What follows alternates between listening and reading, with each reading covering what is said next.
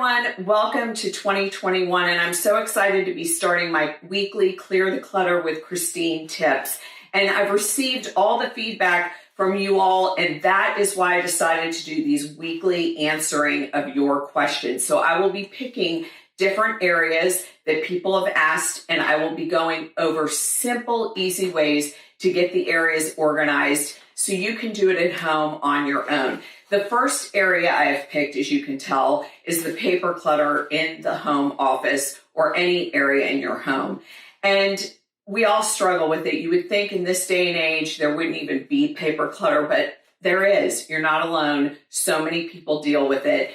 And the easiest way to tackle paper clutter is to go through it, to purge it. And every year around this time, I purge all the previous year's files. Now, if you have 2 or 3 or 4 or 5 years back, it's going to be taking you a lot more time. That's why it's so important to try to do it every year so that you're not spending days and days trying to clear the paper clutter.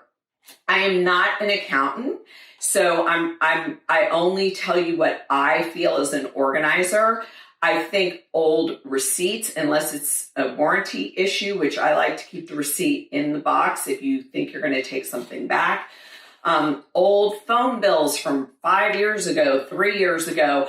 I really think keeping only the year that you're in for that year and any important documents that should be filed away in a file cabinet. The rest of it, the easiest way to tackle paper clutter is to grab a box. I have this banker's box, but you can use any cardboard box, is to just sit and throw it in there. If you have a stack this big, trying to shred it, I'll tell you what's going to happen. 1, it's going to overheat. 2, you're going to get bored and you're going to not finish the project. So it's easy just to throw all of this in the box and take it to your big box store. They all offer shredding for very reasonable prices, especially this time of year.